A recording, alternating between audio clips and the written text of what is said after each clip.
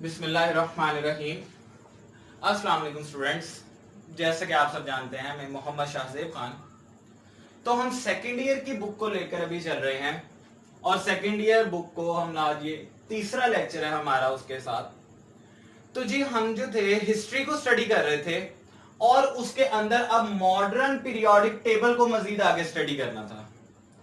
तो ये modern periodic table, ये क्यों इसको मॉडर्न पीरियोडिक टेबल कह रहे हैं? क्योंकि इससे पहले का जो टेबल था वो Dmitry Mendeleev, who was a Russian chemist, उसने डिजाइन किया हुआ था। उसने एलिमेंट्स को उसके अंदर अरेंज किया हुआ था। अब मजीद क्या हुआ कि वो जो एलिमेंट्स हैं उनको फिर एटॉमिक मैस की बजाय जब एटॉमिक नंबर में अगेन रीअरेंज कर दिया गया एटॉमिक नंबर के हवाले से, उसको मॉडर्न पीरियोडिक टेबल पे कहा गया। और डेफिनेटली पुराने के अंदर जो इंप्रूवमेंट्स आई उन्हीं को हम डिस्कस कर रहे थे। कल पहली दो इंप्रूवमेंट्स आपने डिस्कस कर ली थी। एक ये एटॉमिक मैस की बजाय एटॉमिक नंबर के हवाले से एलिमेंट्स को जब रीअरेंज किया गया था। और अगर आपको याद हो तो ये एटॉमिक नंबर जो है ये हेनरी मोजिले 1911 के अंदर उसने इसको डिस्कवर किया था। अगर याद हो तो उसकी डेथ से पहले 1915 में हेनरी मोजिले की डेथ हुई थी। 1911 में इसने एक ये जो है अपनी एक इंप्रूवमेंट जो है मॉडर्न पीरियोडिक टेबल के हवाले से गिव की। सेकेंडली हमने ये भी पढ़ा था एडिशन ऑफ एक्स्ट्रा ग्रुप। तो ये एक्स्ट्रा ग्रुप का जो एडिशन हुआ था 8th ग्रुप, अगर आपको याद हो तो helium, neon, argon, krypton, xenon, radon, ये जो नोबल गैसेस थी, इन गैसेस को 8 ग्रुप के अंदर रख दिया गया। ये दूसरी इंप्रूवमेंट थी। दो इंप्रूवमेंट्स हमने देख ली। थर्ड इंप्रूवमेंट अब वो क्या बताते हैं जी, कैटेगराइजेशन इनटू टू सब ग्रुप्स के जो एलिमेंट्स हैं उनकी प्रॉपर्टीज को देखते हुए एलिमेंट्स को हमें कैटेगराइज करना पड़ा। वो क्यों कैटेगराइज करना पड़ा, ये सब ग्रुपिंग की जरूरत ही क्यों पड़ी? एलिमेंट्स की प्रॉपर्टीज को जी जब स्टडी कर रहे थे ना, तो होता क्या था कि कुछ ऐसे एलिमेंट्स थे जो किसी भी कंडीशन के ऊपर अपनी प्रॉपर्टीज को चेंज नहीं कर रहे थे, लेकिन साथ ही साथ उन्हीं एलिमेंट्स में कुछ ऐसे भी एलिमेंट्स थे कि अगर उनकी सराउंडिंग की कंडीशंस को थोड़ा सवेयर कर दिया जाए, लाइक या कंडीशंस अप्लाई जो हो रही हैं वो चेंज हो जाए, तो उस वाले से उनकी प्रॉपर्टीज भी क्या होती थी, चेंज हो जाती थी। तो ये प्रॉपर्टीज के अंदर एक वेरिएशन आ जाता था, एक ट्रांजिशन बिहेवियर वो शो करते थे, जिसकी वजह से फिर हमें दो तरह के एलिमेंट्स को पीरियोडिक टेबल में स्टडी करना पड़ता है। और जिनमें एक वो एलिमेंट्स हैं कि जो टिपिकल एलिमेंट्स हैं, यानी कि जो अपनी प्रॉपर्टीज चेंज नहीं करते, और एक इस तरह के एलिमेंट्स हैं कि जो अपनी प्रॉपर्टीज चेंज कर देते हैं। ठीक है, अब ये देखें यहां पर जो बुक के अंदर एग्जांपल है मैंने वही गिव किया है। बुक में वो टू ग्रुप, सेकेंड ग्रुप की एग्जांपल देता है जी। सेकेंड ग्रुप हमारे पास क्या था जी, beryllium, magnesium, calcium, strontium, barium, zinc, cadmium, mercury या रेडियम भी आता है। तो ये हमारे पास एलिमेंट्स थे जी। जब स्टडी किया गया तो ये स्टार्टिंग वाले जो एलिमेंट्स हैं देखा गया कि ये अपनी प्रॉपर्टीज को चेंज नहीं करते, इनकी प्रॉपर्टीज सेम रहती हैं, कोई भी कंडीशन अप्लाई की जाए। तो जिसकी वजह से फिर इनको क्या कह दिया गया, सब ग्रुप ए एलिमेंट्स कह दिया गया, यूं कैटेगराइज कर दिया गया। क्योंकि सब ग्रुप ए एलिमेंट्स को नॉर्मल एलिमेंट्स भी कहा जाता है, रिप्रेजेंटेटिव एलिमेंट्स भी कहा जाता है, टिपिकल एलिमेंट्स भी कहा जाता है, क्योंकि ये अपनी प्रॉपर्टीज चेंज नहीं करते, यही वजह तीनों में। जबकि ये जिंक, कैडमियम और मरकरी, अब आप देखें तो पीरियोडिक टेबल में जो इसका ग्रुप होता है वो 2b होता है, और ये जो होता है ये 2a होता है, यही वजह है। अब सब ग्रुप बी जो है, जो ये जिंक, कैडमियम और मरकरी, ये एलिमेंट्स हैं, ये अपनी प्रॉपर्टीज में वेरिएशन शो करते हैं, जिसकी वजह से फिर क्या कहा गया कि इसको सब ग्रुप बी कह दिया गया। और ये हमारे पास ट्रांजिशन एलिमेंट्स कहलाए अपने बिहेवियर की वजह से, या नॉन रिप्रेजेंटेटिव एलिमेंट्स, या इनको लेस टिपिकल एलिमेंट्स भी कहा जाता है। ठीक है, ये बातें याद रखिएगा। उसके आगे ये अभी तक हम तीन देख चुके इंप्रूवमेंट्स, एक एटॉमिक मैस एटॉमिक नंबर वाली, एक एडिशन ऑफ एक्स्ट्रा ग्रुप और एक सब ग्रुपिंग का होना। उसके बाद जी मजीद ये भी दो मानी जा सकती हैं, पोजीशन ऑफ आइसोटॉप्स भी अब डिसाइड करना आसान हो गया। क्यों? क्योंकि एलिमेंट्स को अब हम एटॉमिक नंबर के हवाले से इसमें लिखते थे, तो एटॉमिक नंबर किसी भी आइसोटॉप का सेम ही रहता है। और सेकेंडली लेंथेनाइड्स और एक्टिनाइड्स जो हैं, अब इनकी भी पोजीशन को एडजस्ट पीरियोडिक टेबल में कर दिया गया। So these were basically the improvements in modern periodic table, जो कि मेंडलीव वाले पीरियोडिक टेबल में नहीं थी, ये बाद में इंप्रूवमेंट्स हैं। इसके बाद जी अब हमारा नेक्स्ट टॉपिक है ग्रुप्स एंड पीरियड्स। मैं उम्मीद करता हूं मोस्टली बल्कि सारे ही स्टूडेंट्स को ग्रुप्स और पीरियड्स का पता ही होगा, फिर भी बुक में जो थोड़ा बहुत बताया मैं उसके हवाले से बात कर रहा हूं।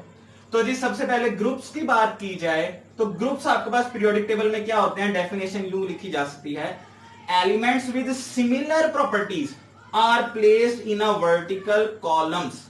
ये बात याद रखिए, एलिमेंट्स, ऐसे एलिमेंट्स जिनकी प्रॉपर्टीज सेम है, उन एलिमेंट्स को एक ही कॉलम में, वर्टिकल कॉलम में रख देना, इसको हम ग्रुप कहते हैं। और जी 8 ग्रुप्स हैं पीरियोडिक टेबल के अंदर, बेसिकली 8 ग्रुप्स हैं। वो जो 18 बन जाते हैं वो इस तरह होते हैं कि इनकी सब ग्रुपिंग कर दी जाती है। फिर तो बेसिकली 8 ग्रुप्स हैं जिनको रोमन न्यूमरल से हम नेम करते हैं, नंबर देते हैं उसको वो इस तरह से 1 to 8, ये आपके सामने ये रोमन न्यूमरल्स होते हैं। ठीक है, ये नीचे मैंने लिखा हुआ है, ये 8 ग्रुप्स हैं बेसिकली, लेकिन 18 कैसे होते हैं, ईच डिवाइडेड इनटू 2 सब ग्रुप ए एंड सब ग्रुप बी। ओके, उसके बाद आ जाते हैं जी पीरियड्स की तरफ। अब पीरियड्स क्या होगा, horizontal rose of the periodic table.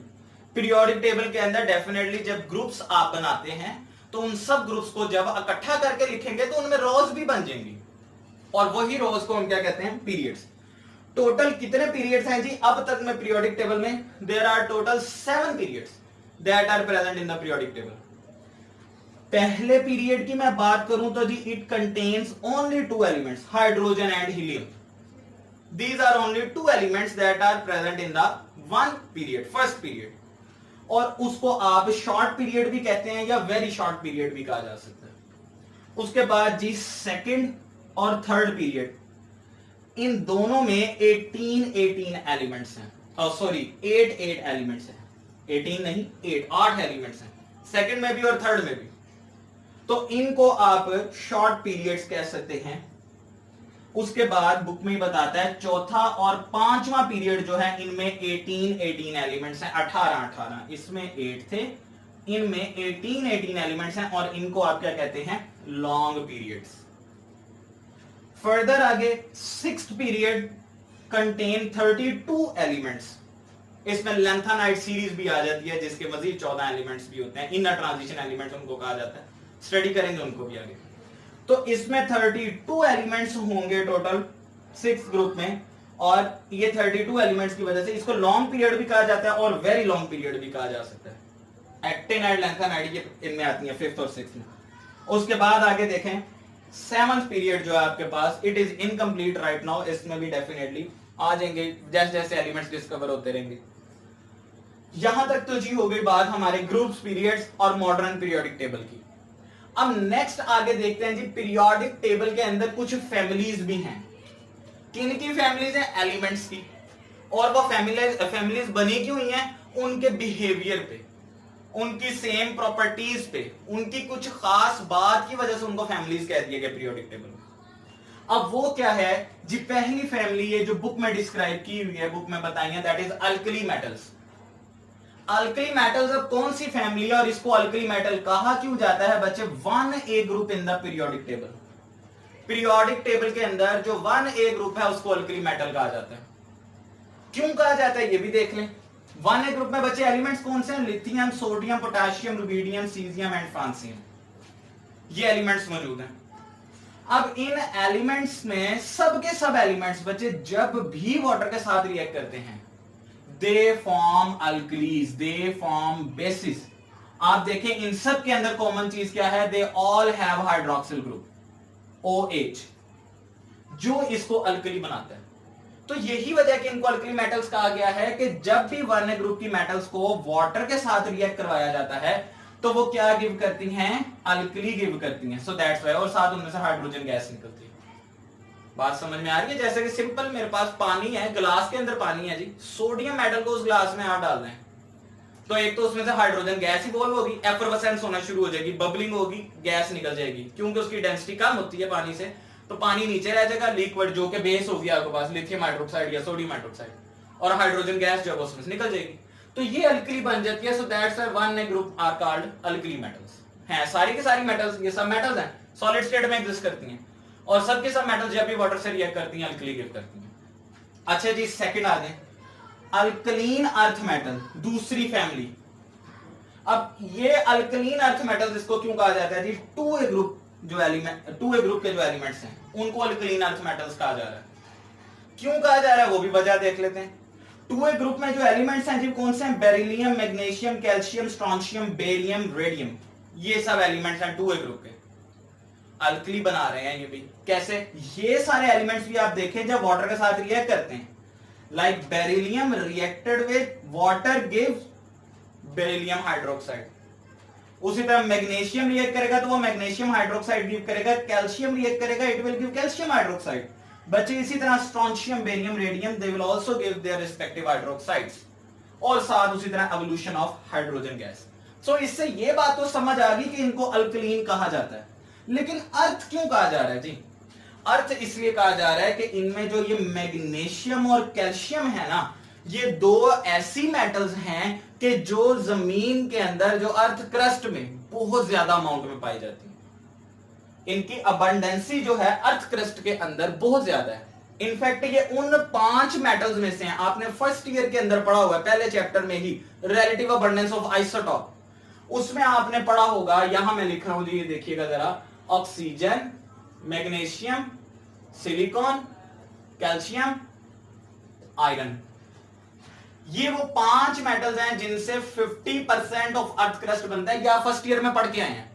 तो अब जरा गौर करें, मैग्नीशियम और calcium both of these elements are related to 2A group. तो 50% अर्थ क्रस्ट बनाने में 5 मेटल्स हैं, और उन 5 में भी 2 वो हैं जो कि सेकेंडरी ग्रुप से ली गई हैं, जिसकी वजह से फिर इनको हम अल्कलीन अर्थ मेटल्स कहते हैं। This is another family placed in periodic table. उसके बाद आ जाए जी हैलोजन फैमिली। हैलोजन फैमिली, ये थर्ड फैमिली आपके पास कह रहे हैं पीरियोडिक टेबल में आ जाती है। और हैलोजन फैमिली क्या है जी? 7A group. 7A ग्रुप में जो एलिमेंट्स हैं, फ्लोरीन, क्लोरीन, ब्रोमीन, आयोडीन, एस्टेटीन, इन सबको क्या कहा जाता है? Halogen family. जी इनको हैलोजन फैमिली क्यों कह रहे हैं? पहले तो आप ये देख लें, हैलोजन जो वर्ड है ना, it is basically combination of 2 Greek words, 2 different words. वो 2 डिफरेंट वर्ड्स कौन से हैं जी? एक है हैल्स और एक है generation, generator, what you can, कोई भी हो सकता। So halogen combination of 2 word hal and gen. Gen mean generated, generation, और हैल्स ग्रीक में कहते हैं सॉल्ट को, नमक को। तो जी हैलोजन का मतलब क्या हुआ? सॉल्ट फॉर्मर्स, नमक जनरेट करने वाले, इसके लिए लिखा जाता है सॉल्ट फॉर्मर्स। और ये एमसीक्यू के लिए भी आपने ज़हन में रखना है। अब ये वो जो एलिमेंट्स हैं आमतौर पे मॉलिक्यूलर स्टेट में एग्जिस्ट करते हैं। मैंने यहां पर इक्वेशन को बैलेंस करने के लिए एटॉमिक स्टेट में लिखा हुआ है। Fluorine, chlorine, bromine, iodine, astatine भी होता है, but it is very rare, तो उसको नहीं लिखा जा रहा। अब ये देखिए फ्लोरीन है। हैलोजन क्यों कहा जा रहा है इनको? मैंने आपको बताया because they are salt former, and when they form salt, whenever any element from 7A group reacted with any element from 1A group, 7A group के एलिमेंट्स में से कोई एलिमेंट 1A ग्रुप के एलिमेंट्स के किसी भी एलिमेंट के साथ जब रिएक्ट करता है तो वो जी सॉल्ट बनाता है। ठीक है, एग्जांपल मैंने एक आपके सामने लिख दी है। जैसे फ्लोरीन है तो देखिए सोडियम के साथ मैंने एग्जांपल लिख दिया क्योंकि ये बहुत कॉमन रिएक्शन। फ्लोरीन है, सोडियम के साथ रिएक्ट करेगा, सोडियम फ्लोराइड गिव करेगा, इट्स सॉल्ट। क्लोरीन है, सोडियम के साथ रिएक्ट करेगा, सोडियम क्लोराइड गिव करेगा, it's common salt, basic salt. Sodium chloride, natrium chloride भी इसको कहा जाता है, टेबल सॉल्ट भी इसको कहा जाता है, कॉमन सॉल्ट है। ब्रोमीन है, when react with sodium will give sodium bromide, ये भी सॉल्ट है। और इसी तरह सोडियम आयोडाइड भी सॉल्ट है। तो ये 1A ग्रुप के एलिमेंट्स के साथ इसने रिएक्ट किया तो देख लें गिव किया। आप कोई और एलिमेंट ले लें, पोटेशियम से बात कर लेता हूं, प्लस पोटेशियम, तो देखिए फ्लोरीन पोटेशियम के साथ रिएक्ट करेगा जी, क्या गिव कर देगा? Potassium fluoride. क्लोरीन के साथ रिएक्ट करेगा पोटेशियम तो क्या गिव कर देगा? Potassium chloride. देखें इसी तरह ब्रोमीन के साथ जब पोटेशियम रिएक्ट करेगा तो क्या गिव करेगा? पोटेशियम ब्रोमाइड, और सेम इसी तरह पोटेशियम आयोडाइड। तो मैं कोई और एलिमेंट भी लूं तो सबके साथ ये यूं ही रिएक्ट करेगा। So that's why 7A group elements are called halogens, salt former, because when they get reacted with 1A group elements they form salts. Last बात देख लें जी आज की, नोबल गैसेस। ऑलरेडी हम डिस्कस कर चुके हैं नोबल गैसेस। ये भी अब चौथी फैमिली जो डिस्कस की गई है पीरियोडिक टेबल की, वो ये है। नोबल गैसेस या इनको आप 0 ग्रुप कहते हैं या 8A ग्रुप एलिमेंट्स कहते हैं या इनर्ट गैसेस भी कहते हैं। इसमें कौन कौन सी इंक्लूडेड है जी? Helium, neon, argon, krypton, xenon, radon. इन सबको नोबल गैसेस क्यों कहा जाता है? Because they are unreactive, because they are inert in nature. क्योंकि ये रिएक्ट नहीं करती। नोबल, नोबल का मतलब क्या होता है? शरीफ, ना किसी को तंग करेगा ना किसी से तंग होगा। वही बात है, ना ये रिएक्ट करता है ना किसी को अपने साथ रिएक्ट करने देता है। So that's why they are called noble gases. 8A group, ठीक है। ये सब के सब 0 ग्रुप भी इसको इसीलिए कहते हैं कि ये रिएक्शन नहीं कर रहा, तो इनको पर ऑक्सीडेशन स्टेट 0 रहती है। ये बात पिछले लेक्चर में भी हुई थी। So that's why they are called 0 group gases. तो जी ये थी फैमिलीज जिनको हमने डिस्कस किया पीरियोडिक टेबल की। आज का लेक्चर अब आप देख लें, इसमें अगर कोई बात, कोई क्वेश्चन हो तो आप कमेंट्स में पूछ सकते हैं और कोशिश करेंगे साथ साथ नोट्स भी बना लें। बहुत सारी ऐसी छोटी छोटी चीजें होती हैं जो कि शॉर्ट क्वेश्चन या एमसीक्यूज के तौर पे पेपर में पूछी जाती हैं। आगे जब फर्दर नेक्स्ट लॉन्ग क्वेश्चंस को हम डिस्कस करेंगे, मैं डेफिनेटली आपको पहले बताया करूंगा, हेडिंग दिया करूंगा that it is a long question, तो फिर उसको हम वैसे डिस्कस किया करेंगे। Thank you so much.